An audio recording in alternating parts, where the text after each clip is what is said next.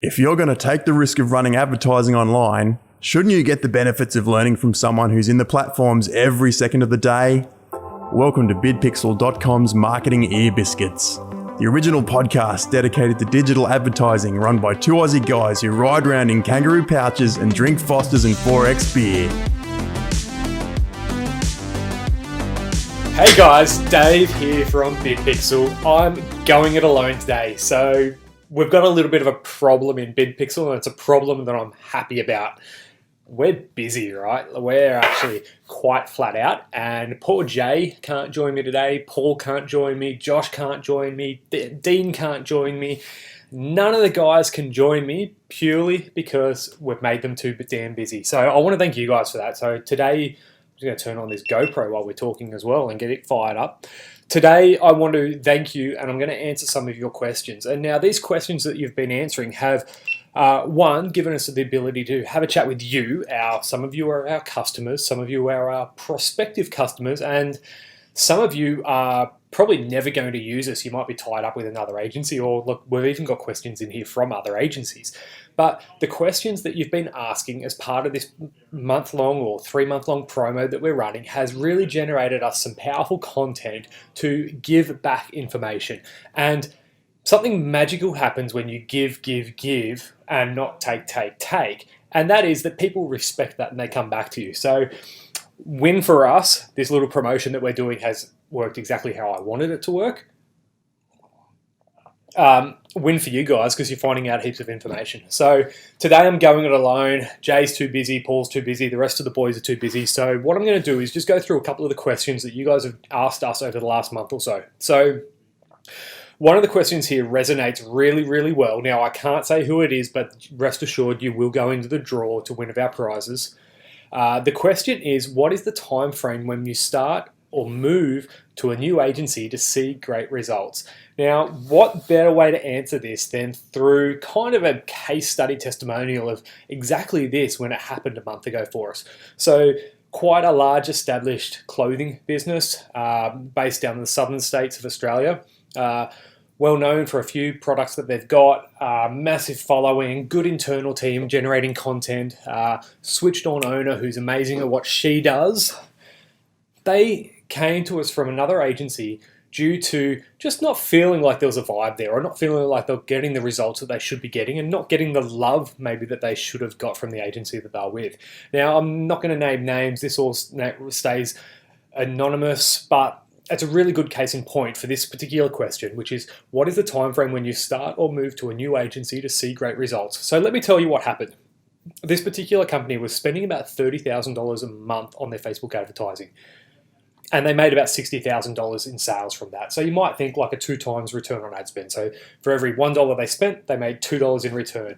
For a larger company, that can be quite profitable, and that can be a nice little place to sit at. But they weren't happy, right? And I get it, right? There was improvements to be made. So the number one thing we did, and this all happened in a 30-day period of time, right? So the number one thing we did was we took the $30,000 ad spend and we reduced it down to $19,000. So straight away, we saved that clothing company $11,000 in their first month of working with us. And that was one of our number one goals. Let's get rid of the bleed, let's get rid of the stuff that's not working, and let's make sure that we're profitable on the stuff that does. So within that first month, they went from $30,000 in ad spend to $19,000 in ad spend. Now, what business owner wouldn't be happy with having $11,000 back in their back pocket? Like, heck, I'd love $11,000 each month in my pocket. So that was great. That was a quick win for them. But what happened then is, so the 30 days prior, they made about $60,000 in revenue based on the advertising budget. The 30 days that we worked on the account, so the first 30 days, like Jay and the team built out this amazing strategy, which is something that this account's never seen before. And when they had $60,000 in revenue, we turned that into over $120,000 in revenue. So we saved them $11,000 on their advertising budget, and we doubled their revenue at the same time, right? So ultimately, they went from $30,000 to $19,000 in spend, and went from $60,000 to over $120,000 in revenue. So we really made them $71,000 more money in the first 30 days of working on their account. So for this question, what is the time frame when you start or move to a new agency to see great results? If all your ducks are in a line and if there is gross negligence on the account and definitely things can change, you should see results straight away. If your business has not maybe the strongest product to market fit, or if maybe you're suffering with some of your organic content, or if there's just not everything's in alignment, right? Like Facebook and Instagram advertising works really well as part of an overall strategy. Now, we've been able to take some brands and absolutely explode them, but other brands kind of sit stagnant and don't really work. And it's not always the advertising's fault, right? Sometimes it is going to be that there's just maybe not a product to market fit correctly. There's maybe not enough background or social proof. Maybe the website doesn't convert as well as it can. But once you kind of sort those other things out, it's almost like tipping petrol on a fire, right? Like advertising can just go gangbusters for brands. So what is the best time, or what is the time frame to start or see different results from a new agency? Straight away if all your ducks are in line. And if all your ducks aren't in a line, that agency should be talking to you about that stuff first. All right, next question from Bell Fever. Bell Fever Jewelry. Sarah, who owns Bell Fever, we still want to work with you, Sarah. I've been trying for 2 years now, so come on over to the dark side, come and work with BitPixel. We'd love to have you on the team with us. So this question, Sarah, I was going to actually save it for Jay because Jay is the strategist behind everything that we do. But I'm going to read it out and I'm going to give it a bit of an answer. And if I don't feel like I've done it justice, I'm going to come back to it with Jay in another episode. So Sarah from Bell Fever asks, is it better to condense the structure and combine all audiences, such as lookalikes and interests, into their own ad sets, or separate them all out? So bring everything in or separate it all out. Also, what is a good number of ad sets in a campaign? So this is loaded in so many different ways, but let me discuss this. So something's just happened, like literally it's happening today, the 27th of February, and that is Facebook is making something called campaign budget optimization. There's probably a video up here that you can watch about it. Campaign budget optimization, we've talked about it heaps before. Look, there's a video. It's about to be mandatory in Facebook advertising world. And what that means is we're no longer setting our budgets based on an ad set level. So we no longer say, here is our particular audience or our demographic or our region, throw X amount of dollars a day at it. Now it's built out as the budget is set at the campaign level, and that campaign controls 1, 2, 3, 4 or multiple audiences underneath it. Now, Sarah, what we've been finding is it is better to put 5 on average ad sets within a campaign budget optimized campaign. So each campaign has 5 different ad sets in it. Now those ad sets might be different variations of lookalike audiences. So you might have, whether or not it's a 1% and 10% audience, or it might be a lookalike audience based on people who have purchased in the last 30 days. It might be a lookalike audience on people who have spent more than $150 on your store. It might be a lookalike audience of people who've bought more than 3 products. It might be a lookalike audience of people who've come back and purchased more than 3 times. So you would build a campaign out with an objective. So it might be a top of funnel, a middle of funnel, or a bottom of funnel. And then you might put multiple lookalike audiences based on some really powerful audiences that you've had in the past. Then you might build out a separate campaign. So let's say top of funnel, again, you might build a separate campaign and build some interest targeting into that. So you might have women of a certain age. So for you, Sarah, I know what your product is. You might have women between 18 and 25 in an audience. You might have then women between 25 and 35 in an audience, and you might have women between 35 and 45 in an audience. You would have those interest targetings based on age with similar maybe interests or similar saved audiences in a campaign. And then you might duplicate that to a middle of funnel and a bottom of funnel based on how they interact with your brand. So what we're finding in campaign budget optimization, and man, I hope I don't get this wrong, and I'm going to probably have to get Jay to come back in and help me answer this one better. But what we're finding is if you group the similar audiences in a campaign budget optimized campaign, you can then kind of start targeting, and your ad sets are still going to be singular. So if you don't have enough people in an ad set audience, so if you build a 1% lookalike audience of people who have purchased in the last 30 days and you just don't have enough data, it might not be a very strong audience. If you don't know what I mean there, contact us, comment below, because that kind of gets technical real fast.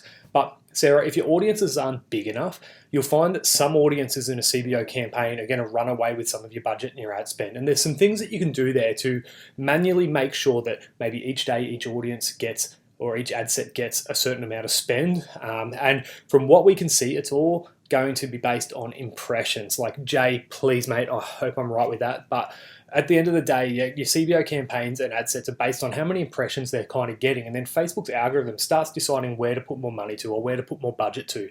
Now, that alone needs to be a separate conversation. And we are going to have that conversation when Jay's free, because campaign budget optimization either works if you do it really well, or it absolutely tanks if you have no idea what to do. So, Sarah, sorry I was a bit vague in my reply to you, but hey, how about you come on board and work with us, and we'll just let Jay wear the magic on your account.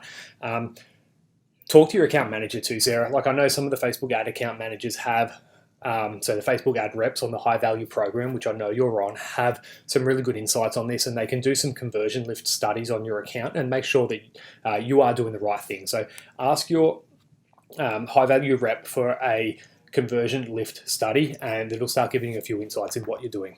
Hey guys, I just wanted to take a moment out of the content that you've been consuming right now and just discuss this promotion that BidPixel's doing currently. So for Q1 of 2020, so January through to the end of March, we're actually incentivizing you, and we want to know what your toughest marketing or advertising question is.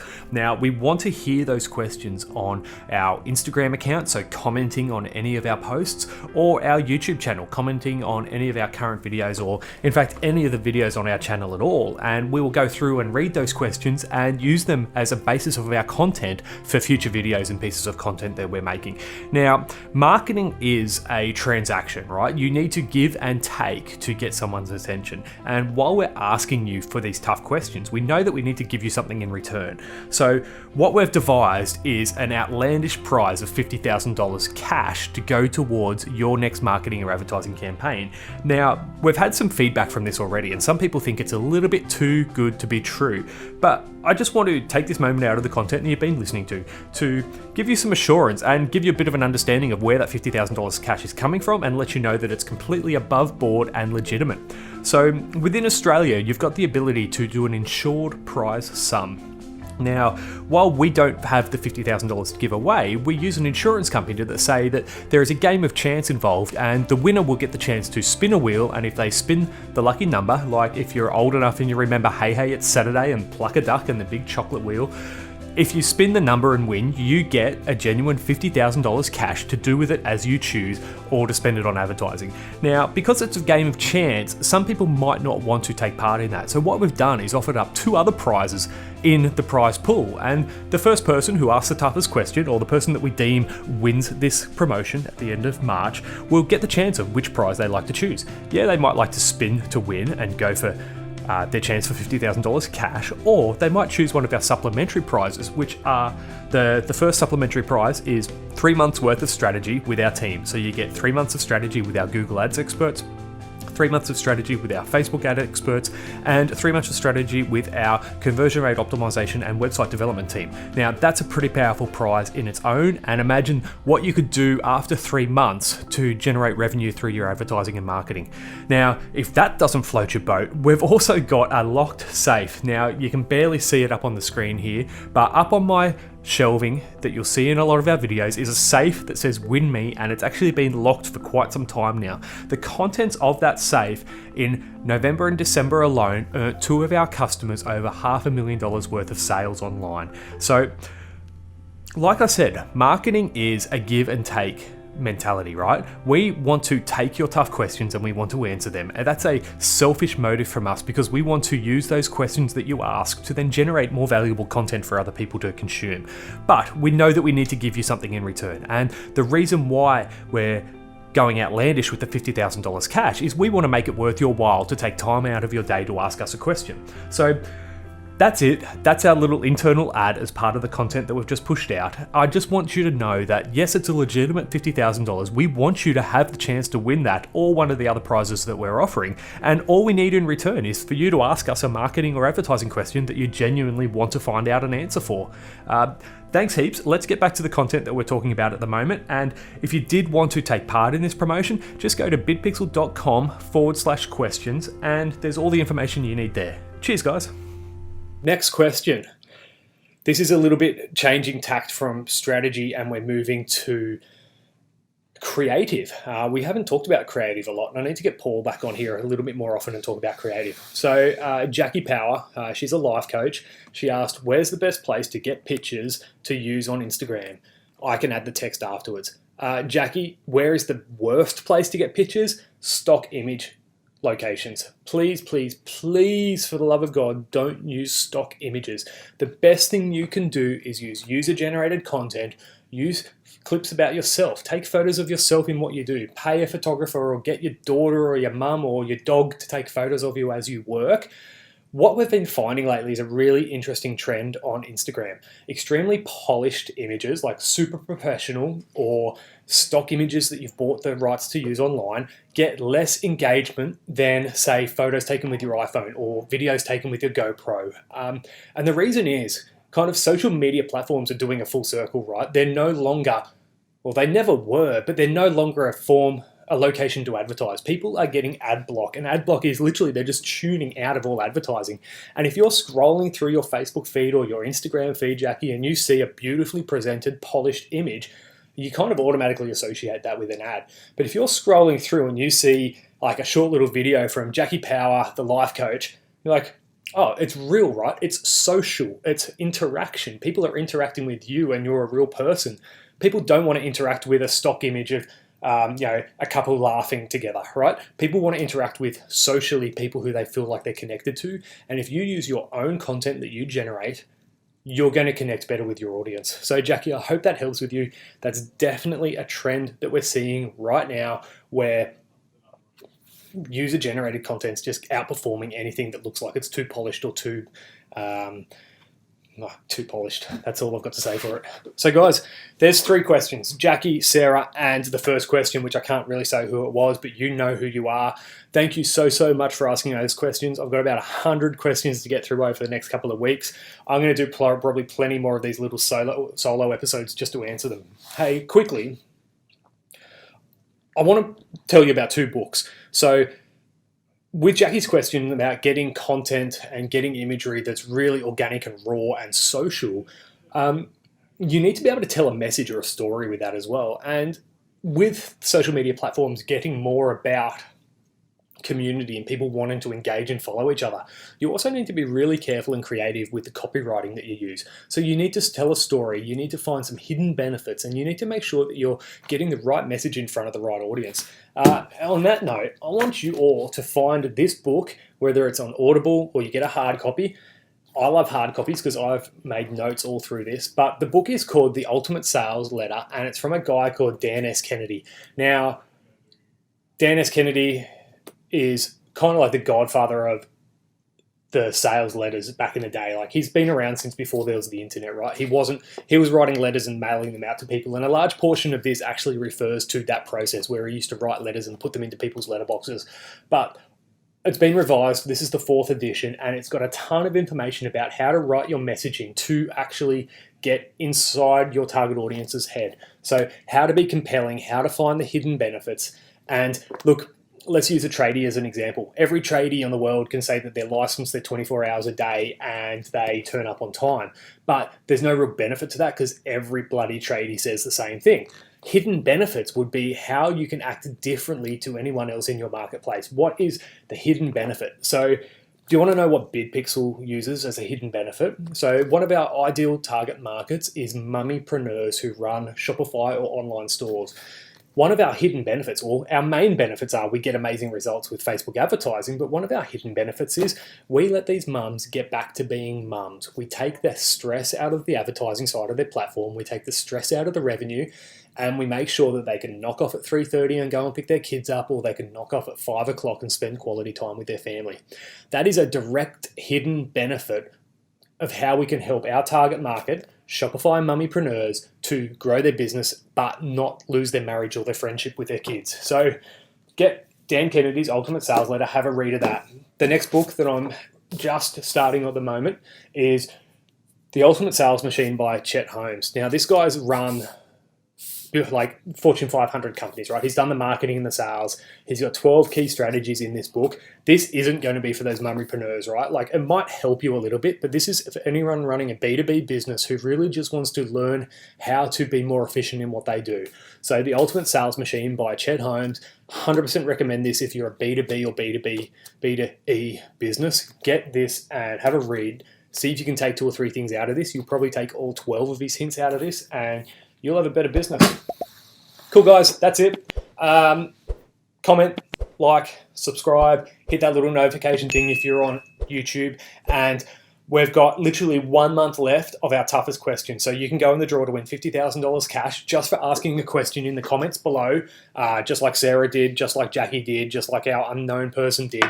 You can go in the draw to spin to win $50,000 cash. You can get a bucket load of strategy with our team, or you can take a mystery prize, which is a safe, and we're drawing that at the end of March. So you've only got 1 more month to ask those questions.